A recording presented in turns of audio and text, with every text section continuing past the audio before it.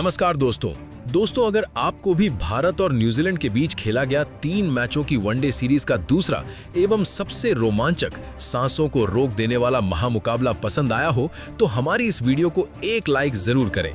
आज की हमारी इस वीडियो का लाइक टारगेट सिर्फ 500 लाइक है, तो दिल से एक लाइक करना नहीं भूलिएगा। जी हां दोस्तों, आज दूसरे वनडे महामुकाबले में भारत के बल्लेबाजों ने न्यूजीलैंड गेंदबाजों के खिलाफ शुरू में बेकार प्रदर्शन किया। रोहित से लेकर कोहली पत्तों की तरह साफ हो गए, मगर फिर केएल राहुल ने शतक ठोककर भारत को पहुंचाया पहाड़ जैसे स्कोर पर और न्यूजीलैंड को चारों खाने चित्त कर दिया। इसके बाद भारत के कप्तान गिल को लग रहा था कि खतरनाक गेंदबाजी से वो न्यूजीलैंड टीम को हरा देंगे, मगर फिर न्यूजीलैंड खिलाड़ी डैरिल मिचेल और विल यॉन्ग ने मिलकर ऐसी बल्लेबाजी की कि पूरी टीम को तबाह करके रख दिया और मुकाबले का रुख ही पलट दिया। जी हां दोस्तों, तो ऐसे में आखिरकार दूसरे वनडे महामुकाबले में क्या कुछ खास हुआ, पूरा महामुकाबले का शानदार हाईलाइट हम आपको आगे दिखा रहे हैं, तो वीडियो को अंत तक जरूर देखिएगा। दोस्तों आपको बता दें, आज वनडे क्रिकेट इतिहास की 2 सबसे खतरनाक टीमें राजकोट क्रिकेट स्टेडियम में एक दूसरे के आमने सामने थी, जहां पर आज शुभमन गिल की भारतीय क्रिकेट टीम के सामने माइकल ब्रेसवेल की न्यूजीलैंड टीम मौजूद थी। इस रोंगटे खड़े कर देने वाले महामुकाबले में जब टॉस के लिए सिक्का उछाला गया तो न्यूजीलैंड की टीम के कप्तान ने टॉस जीता, जहां न्यूजीलैंड की टीम ने बिना किसी संकोच तुरंत ही पहले गेंदबाजी का फैसला लिया और भारतीय टीम को बल्लेबाजी के लिए आमंत्रित किया। उसके बाद रनों की बारिश करने के इरादे से भारतीय टीम के 2 दिग्गज ओपनर बल्लेबाज मैदान में उतरे। भारतीय टीम के सबसे विस्फोटक बल्लेबाज रोहित शर्मा और भारतीय कप्तान शुभमन गिल के कंधों पर इस महामुकाबले में अपनी टीम को एक विस्फोटक ओपनिंग शुरुआत दिलाने की बहुत ही बड़ी जिम्मेदारी थी।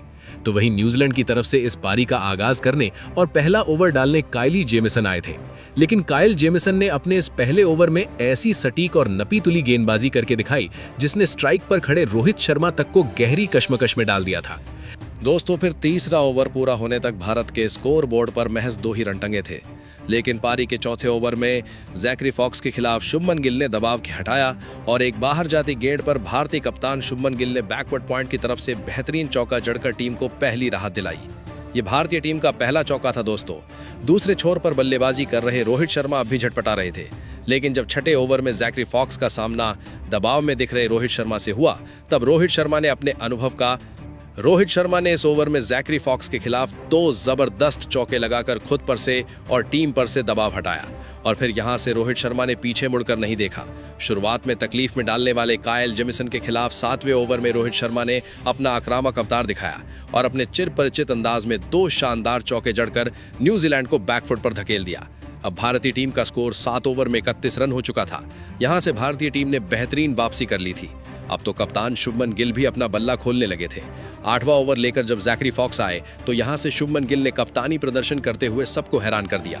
5वीं गेंद पर सबसे पहले तो ऑफ स्टंप के बाहर डाली गई गेंद पर गिल ने मौका बनाया और कट शॉट लगाया और डीप पॉइंट की तरफ एक 4 रन बटोर लिया।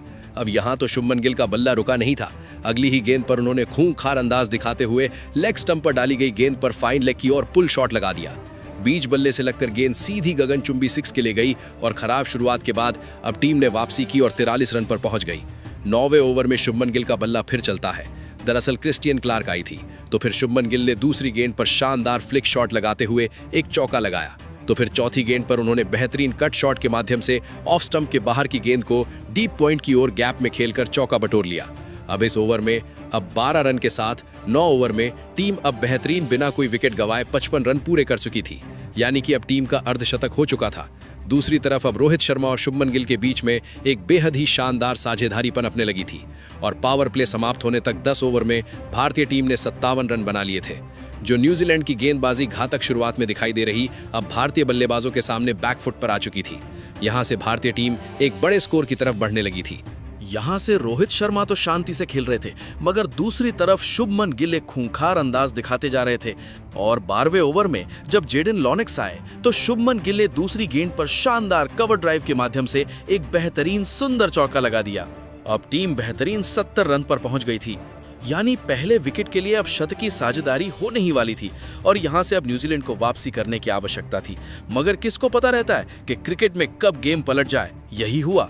13वां ओवर लेकर जब क्रिस्टियन क्लार्क आए तो भारतीय टीम के सबसे खतरनाक बल्लेबाज यानी रोहित शर्मा को उन्होंने बिल यंग के हाथों कैच आउट करा दिया और इस प्रकार रोहित शर्मा आज इस महामुकाबले में सिर्फ 24 रन बनाकर चलते बने।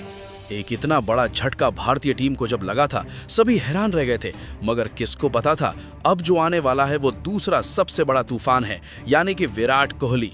जैसे ही विराट कोहली मैदान पर आए, तालियों की गड़गड़ाहट चारों ओर सुनाई दे गई और आते ही वो अगली ही गेंद पर एक बेहतरीन कमाल का शॉट लगा देते हैं और ड्राइव करके चौका बटोरते हैं। लगता है आज तो कोहली जैसे मैदान पर सेट होकर आए हों।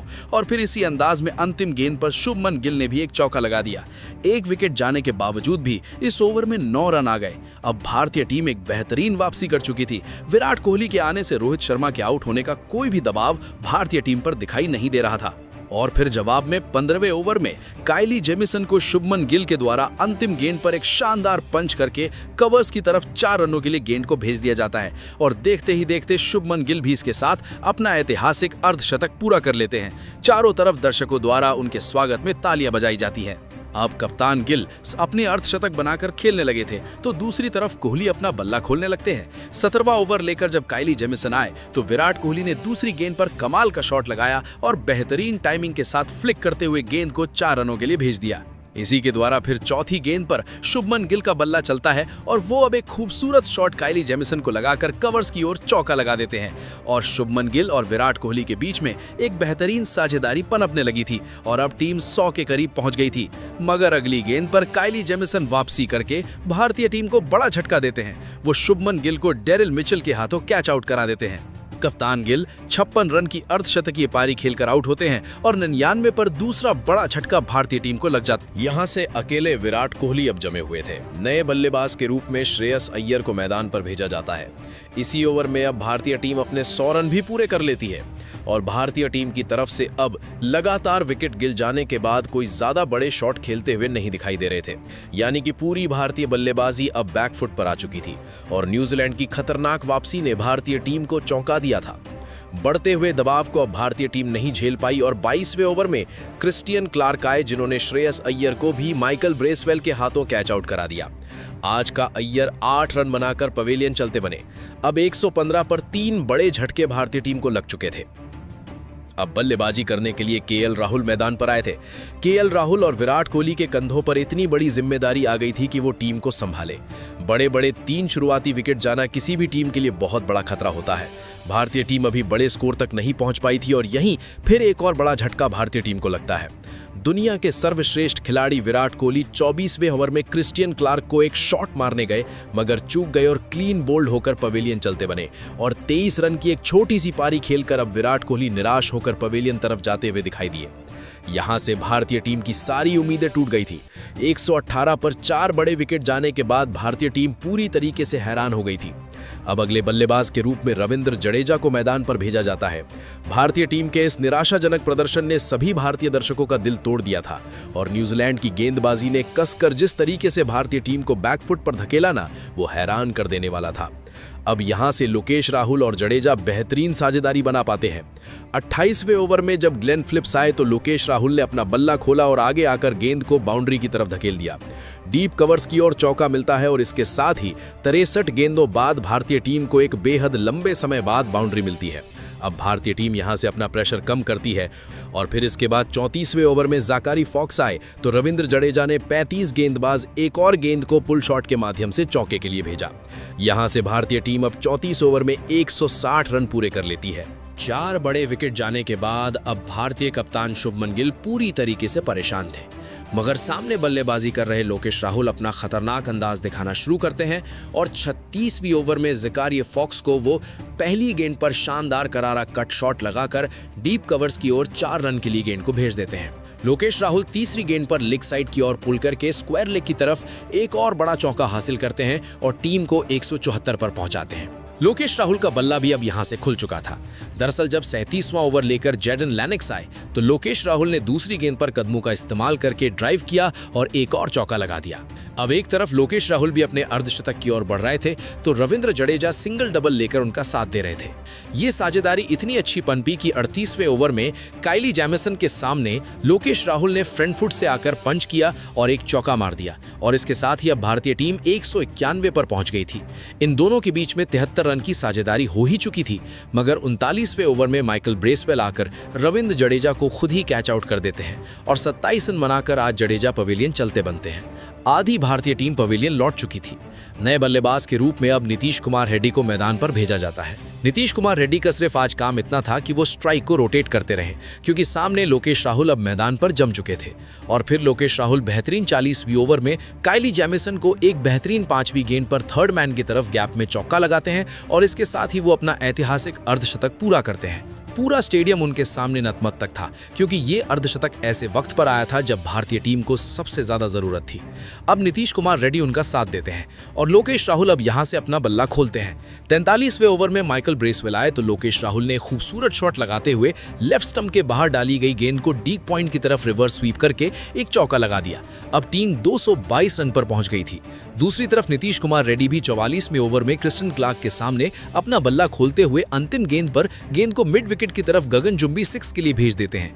अब लोकेश राहुल अपने शतक की ओर बढ़ने लगे थे और देखते ही देखते उन्होंने भारतीय टीम की तरफ पूरा मैच मोड़ दिया था। इन दोनों के बीच में अब अर्धशतकीय साझेदारी हो चुकी थी और फिर 47वें ओवर में ज़कारी फॉक्स आए। नीतीश कुमार रेड्डी को उन्होंने ग्लेन फिलिप्स के हाथों आउट कर दिया और 20 रन बनाकर आज नीतीश कुमार रेड्डी भी पवेलियन चले गए। 248 पर 6वां विकेट भारतीय टीम का। अब बल्लेबाजी करने के लिए हर्षित राणा को मैदान पर भेजा जाता है। इसी ओवर के अंतिम गेंद पर लोकेश राहुल एक बेहतरीन टाइमिंग का इस्तेमाल करके चौका लगा देते हैं और टीम अब 250 के पार पहुंच चुकी थी। लोकेश राहुल अकेले जमे हुए थे, उनको सिर्फ साथ चाहिए था, मगर दूसरी तरफ हर्षित राणा ज्यादा देर तक टीम का साथ नहीं दे पाए और 48वें ओवर में जेडन लेनेक्स आए तो उन्होंने माइकल ब्रेसवेल के हाथों हर्षित राणा को कैच आउट कर दिया। महज 2 रन बनाकर आज राणा पवेलियन चले गए। ऐसे में अब बल्लेबाजी करने के लिए मोहम्मद सिराज आए तो लोकेश राहुल को अपना शतक पूरा करना ही था। तो 49वां ओवर लेकर काइली जैमिसन आए तो लोकेश राहुल ने पहली इनसाइड आउट ओ की गेंद को एक बेहतरीन चौका लगा दिया और इस प्रकार वो 90 के पार पहुंच गए। अब इसी ओवर की अंतिम गेंद पर लोकेश राहुल ने शानदार एक बेहतरीन बल्ला घुमाया और एक गगनचुंबी 6 लगाकर ऐतिहासिक शतक महज 87 गेंदों में पूरा कर लिया। सभी ने उनके लिए तालियां बजाई। टीम भी 272 पर पहुंच गई थी। अंतिम ओवर लेकर जब ज़कारी फॉक्स आए तो लोकेश राहुल ने इस ओवर की तीसरी गेंद पर मिडफील्डर के ऊपर से एक चौका लगा दिया। यही नहीं, अंतिम गेंद पर उन्होंने बेहतरीन एक और थर्ड मैन की तरफ चौका लगाते हुए अपनी टीम के स्कोर को 284 पर पहुंचा दिया। साथ में लोकेश राहुल ने नाबाद 112 रन 92 गेंदों में बनाए और बुरी परिस्थिति होने के बावजूद भी भारतीय टीम को सम्मानजनक स्कोर तक पहुंचाया और भारतीय टीम ने आज न्यूजीलैंड को हासिल करने के लिए 285 रन का लक्ष्य दिया। ऐसे में 285 रन के एक लक्ष्य के जवाब में न्यूजीलैंड की तरफ से 2 खतरनाक बल्लेबाज मैदान पर उतरे। आज इस महामुकाबले में डेविन कॉनवे और हेनरी निकोलस के कंधों पर अपनी टीम को विस्फोटक अंदाज में शुरुआत दिलाने की जिम्मेदारी थी। भारतीय टीम की तरफ से पहला ओवर लेकर आए मोहम्मद सिराज को चौथी ही गेंद पर डेविन कॉनवे ने बेहतरीन एक पंच शॉट लगाया और रविंद्र जडेजा के बाजू में से एक चौका लगा दिया और पहले ओवर में 6 रन मिलते हैं। अब भारतीय टीम के गेंदबाज हर्षित राणा जब दूसरे ओवर में आए तो डेविन कॉनवे का बल्ला यही नहीं रुका और उन्होंने दूसरी गेंद पर भी एक दूसरे ओवर में भी एक डीप कवर्स की ओर चौका लगा दिया और 11 रन भारतीय टीम के सामने बना लिए। भारतीय टीम के खिलाफ ये दोनों बल्लेबाज अच्छी बल्लेबाजी तो कर रहे थे, मगर डेविन कॉनवे आज किसी और अंदाज में थे। तीसरे ही ओवर में उन्होंने मोहम्मद सिराज को एक और बेहतरीन बल्ले का इस्तेमाल करके डीप कवर्स की ओर शॉट लगाया और चौका हासिल कर लिया और 3 ओवर में 16 रन पहुंच गए। डेविन कॉनवे और हेनरी निकोलस दोनों मिलकर एक बेहतरीन साझेदारी कर रहे थे, जो कि भारतीय टीम पर लगातार प्रेशर बढ़ाती जा रही थी। मगर आज भारतीय टीम की गेंदबाजी ने भी कमाल किया और 6वें ओवर में हर्षित राणा ने डेविन कॉनवे को ही क्लीन बोल्ड कर दिया और 16 रन बनाकर डेविन कॉनवे पवेलियन गए और 22 पर पहला झटका न्यूजीलैंड को लगता है और भारतीय गेंदबाजी ने अब राहत की सांस ली थी। मगर इसके बाद बल्लेबाजी करने के लिए जब विल यॉन्ग आए तो यहां से समझो मैच ही पलट गया था। वो रुककर बल्लेबाजी करने लगे थे और पहला विकेट गिरने के बाद अब न्यूजीलैंड की तरफ से बेहद लंबे समय तक कोई भी जड़ी ज्यादा बड़ी बाउंड्री नहीं देखी गई। मगर पावर प्ले के अंतिम यानी कि 10वें ओवर में विल यॉन्ग ने अंतिम गेंद पर एक बेहतरीन आखिरी समय तक गेंद को आने दिया, फिर थर्ड मैन की तरफ गाइड करके चौका लगा दिया और इस प्रकार 10 ओवर में 34 रन आज न्यूजीलैंड ने बना लिए थे। यानी कि भारतीय गेंदबाजी ने कहीं न कहीं वापसी करके न्यूजीलैंड के रन गति को तो रोक दिया था, मगर इसी का प्रेशर प्रसिद्ध कृष्णा 13वें ओवर में उठाते हैं और हेनरी निकोलस को चौथी गेंद पर क्लीन बोल्ड कर देते हैं। हेनरी निकोलस आज 10 रन बनाकर पवेलियन गए और 46 रन पर 2 बड़े विकेट न्यूजीलैंड के चले जाते हैं। इसके बाद बल्लेबाजी करने के लिए डेरिल मिचेल मैदान पर आते हैं और आज ये जोड़ी यानी कि विल यंग और डेरिल मिचेल जो कमान करने वाले थे वो किसी ने सपने में भी नहीं सोचा था। डेरिल मिचेल ने तो मानो आते ही अपने अंदाज दिखा दिए और 14वें ओवर में नीतीश कुमार रेड्डी को अंतिम गेंद पर एक शानदार विकेट लाइन की गेंद को लॉन्ग ऑन की बाउंड्री की तरफ गगनचुंबी 6 की तरफ भेज दिया और इसके साथ ही अब टीम ने अपना अर्धशतक पूरा कर लिया। अब 14 ओवर में 57 रन टीम बना लेती है। दूसरी तरफ अब विल यंग अपना खूंखार अंदाज दिखाना शुरू करते हैं। 15वें ओवर में वो प्रसिद्ध कृष्णा को शानदार पुल शॉट लगाते हुए छोटी लेंथ में डाली गई गेंद को मिड विकेट की ओर एक शानदार चौके के लिए भेज देते हैं और टीम 64 रन पर पहुंच गई थी। तो डेरिल मिचेल अब 16वें ओवर में अपना खूंखार अंदाज दिखाकर रविंद्र जडेजा को टारगेट करके घुटना टिकाकर स्लॉग स्वीप लगाकर एक चौका लगा देते हैं और टीम 16वें ओवर में 69 पर पहुंच गई थी। ये जोड़ी अब भारतीय टीम के लिए सबसे बड़ा खतरा बन रही थी। शुभमन गिल की कोई भी रणनीति काम नहीं आ रही थी, कोई भी गेंदबाज इन दोनों को नहीं रोक पा रहा था। ये लगातार भारतीय टीम के लिए हार का सबब बन रहे थे और सबसे बड़ा खतरा बनकर साबित हुए थे। डेरिल मिचेल तो अब 21वें ओवर में कुलदीप यादव को टारगेट करते हैं और तीसरी गेंद पर आगे आकर लाइन को ऊपर रखते हैं और मिड विकेट की दिशा में एक शॉट खेलकर गगनचुंबी 6 लगाते हैं और चौथी गेंद पर वो बैक टू बैक ऊपर से स्कूप करते हुए एक और चौका लगाते हैं और टीम अब 21 ओवर में 96 पर पहुंच गई थी। सिंगल डबल लेते हुए 22वें ओवर तक अब टीम ने अपने 100 रन भी पूरे कर लिए थे। 2 बड़े विकेट जाने का कोई भी दबाव अब न्यूजीलैंड पर दिखाई नहीं दे रहा था, जबकि गेंदबाजी अब भारतीय टीम की दबाव में थी। 23वां ओवर लेकर आए चाइनामैन कुलदीप यादव को डेरिल मिचेल एक और खूबसूरत चौका लगाकर अब भारतीय टीम को टोटल बैकफुट पर धकेल देते हैं। ये साझेदारी ऐसी पनप चुकी थी जिसको देखकर हर एक भारतीय दर्शक निराश हो चुका था। भारतीय जमीन पर न्यूजीलैंड इस तरीके के प्रदर्शन करेगी किसी ने सोचा नहीं था। शुरुआत भले ही खराब हुई मगर अब यहां से टीम ने वापसी कर ली थी। 28वां ओवर लेकर आए प्रसिद्ध कृष्णा को तो विल यंग ने एक शानदार कट शॉट लगाकर चौके के लिए भेज दिया और इस प्रकार टीम 134 पर पहुंच गई। विल यंग के साथ डेरियल मिचेल की अर्धशतकीय साझेदारी भी अब पूरी हो चुकी थी। भारतीय टीम को किसी भी हालत में साझेदारी की कमर तोड़ना अब बहुत जरूरी हो चुका था, लेकिन ऐसा करने में भारतीय टीम की किस्मत पूरी तरह रूठी हुई नजर आ रही थी। इसी बीच डेरिल मिचेल ने अपने इस मुकाबले का एक गजब का अर्धशतक पूरा कर लिया, तो वहीं उसके अगले ही ओवर में उनके साथ बल्लेबाजी कर रहे विल यंग ने भी अपना इस मुकाबले का एक लाजवाब अर्धशतक पूरा कर लिया। दोनों ही बल्लेबाज अब भारतीय टीम के हाथ से ये मुकाबला खींच कर ले जा रहे थे और दबाव पूरी तरह भारतीय टीम की गेंदबाजी के ऊपर हावी था। देखते ही देखते दोनों की ये साझेदारी अब 100 रनों का आंकड़ा पार कर चुकी थी। भारतीय टीम गहरी मुश्किल में थी और टीम का कोई भी गेंदबाज इन दोनों के विजय रथ को रोक नहीं पा रहा। पारी के 36वें ओवर में तो भारतीय टीम के सबसे खतरनाक स्पिन गेंदबाज कुलदीप यादव के खिलाफ विल यंग ने 2 जबरदस्त चौके एक के बाद एक 6 जड़ दिए थे। तो वहीं इसी ओवर में प्रसिद्ध कृष्णा ने एक आसान सा मौका गवा दिया था। दरअसल इस ओवर की चौथी गेंद पर डेरियल मिचेल ने स्वीप शॉट खेला था और गेंद बल्ले का ऊपरी किनारा लेकर हवा में तैरने लगी थी, लेकिन एक लड्डू जैसा आसान कैच प्रसिद्ध कृष्णा ने छोड़ दिया था। तो वहीं इसी ओवर में विल यंग को रनआउट करने का भी एक सुनहरा मौका बना था, लेकिन वहां भी भारतीय खिलाड़ी उस मौके को भुनाने में नाकाम रहे। न्यूजीलैंड की ये दोनों ही बल्लेबाज आज मुकाबले में फौलादी किस्मत के साथ मैदान में उतरे थे। भारतीय गेंदबाज इन दोनों को अपनी गेंदबाजी से चकमा तो दे पा रहे थे, लेकिन गेंद हमेशा वहीं जाकर गिर रही थी जहां कोई भी फील्डर मौजूद नहीं था। ये साझेदारी अब पूरी तरह भारतीय टीम के हौसलों पर हावी हो चुकी थी। विल यंग और डेरियल मिचेल ने मिलकर अब अपनी टीम को 208 रनों पर पहुंचा दिया था, जहां पर इन दोनों की ये विशाल साझेदारी 162 रनों की हो चुकी थी। लेकिन तभी गेंदबाजी पर आए कुलदीप यादव ने अपनी फिरकी का जादू दिखाया और अपने शतक से केवल 13 रन दूर खड़े विल यंग को अपने जाल में फंसा लिया। विल यंग एक बड़ा शॉट खेलने के चक्कर में नीतीश कुमार रेड्डी के हाथों कैच आउट हो गए। विल यंग इस मुकाबले में 98 गेंद में 87 रनों की एक गजब की पारी खेलकर पवेलियन लौट गए। कुलदीप यादव ने इस कीमती विकेट के साथ भारतीय टीम की डूबती उम्मीदों को फिर से जिंदा कर दिया था। यहां से भारतीय टीम के पास मुकाबले में धमाकेदार वापसी करने का एक बढ़िया मौका था। अब बल्लेबाजी के लिए ग्लेन फिलिप्स मैदान पर आए थे, लेकिन अभी भी डेरियल मिचेल अंगद की तरह पैर जमाकर मैदान में मौजूद थे। उन्होंने इसी बीच मोहम्मद सिराज के 39वें ओवर में मिड विकेट की तरफ एक लाजवाब और कड़क चौका जड़ दिया। यहां से भारतीय गेंदबाजी केवल और केवल लगातार विकेट लेकर ही इस मुकाबले में वापसी की कहानी लिख सकती थी, लेकिन ग्लेन फिलिप्स ने भी आते ही विकेट लेने वाले कुलदीप यादव के खिलाफ एक कमाल का चौका रसीद कर दिया था। न्यूजीलैंड की टीम के ऊपर रन बनाने का कोई ज्यादा दबाव नहीं था, जिस कारण भारतीय टीम के लिए जल्द से जल्द विकेट चटकाना अत्यंत अनिवार्य हो चुका था। अब यहां से ग्लेन फिलिप्स और सेट हो चुके डेरियल मिचेल के बीच भी एक और साझेदारी पनपती हुई नजर आ रही थी। डेरियल मिचेल की तूफानी बल्लेबाजी का कोई भी जवाब भारतीय टीम की लेकिन अब मैदान में मौजूद सभी दर्शकों की नजरें डेरियल मिचेल के ऊपर टिकी हुई थी, क्योंकि वो अपने ऐतिहासिक शतक के बेहद करीब पहुंच चुके थे। और फिर आईसीसी वनडे रैंकिंग के दूसरे नंबर के बल्लेबाज डेरियल मिचेल ने ये बड़ा कारनामा भी इस मुकाबले में करके दिखा दिया और अपने वनडे अंतर्राष्ट्रीय करियर का 8वां शतक इस महामुकाबले में पूरा कर लिया। भारतीय टीम की गेंदबाजी डेरियल मिचेल के सामने पूरी तरह घुटने टेक चुकी थी। ग्लेन फिलिप्स और डेरियल मिचेल की ये साझेदारी अब भारतीय टीम को इस मुकाबले में पूरी तरह बैकफुट पर धकेल चुकी थी। यहां से अब कोई चमत्कार ही इस मुकाबले में भारतीय टीम की डूबती नैया को पार लगा सकता था और उसकी उम्मीद पूरे भारतीय खेमे को थी। लेकिन इन उम्मीदों को डेरियल मिचेल और ग्लेन फिलिप्स की इस जोड़ी ने पूरी तरह धूल में मिला दिया था।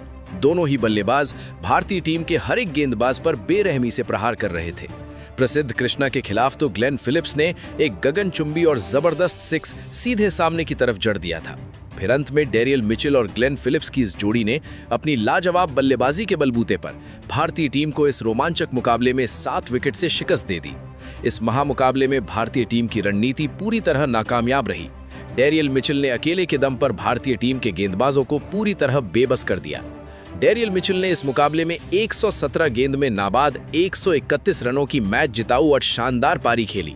लेकिन इसके बावजूद भारतीय टीम की बल्लेबाजी में केएल राहुल ने फिर एक बार सभी के दिल जीत लिए। केएल राहुल ने अपनी लाजवाब बल्लेबाजी से एक समय पर गहरी मुसीबत में दिख रही भारतीय टीम को एक विशाल स्कोर तक पहुंचाया था। केएल राहुल ने 92 गेंद में 112 रनों की एक अद्भुत और साहसी पारी खेली। लेकिन अफसोस कि अंत में भारतीय टीम और भारतीय गेंदबाजी इस मुकाबले को बचा नहीं पाई। इसके साथ ही इस श्रृंखला में अब भारत और न्यूजीलैंड दोनों 1-1 से बराबरी पर आ गए हैं, यानी कि सीरीज का अंतिम वनडे मैच अब सीरीज डिसाइड बन चुका है। जो भी इस मैच को जीतेगा वो सीरीज अपने नाम ले जाएगा। इस महामुकाबले में भले ही भारतीय टीम हार गई, मगर भारतीय टीम के सबसे खतरनाक बल्लेबाजी करने वाले केएल राहुल की आप भर सकते प्रयास और शतक को 10 में से कितने अंक देंगे, कमेंट में बताएं। नए हैं, सब्सक्राइब करना नहीं भूलिएगा। जय हिंद।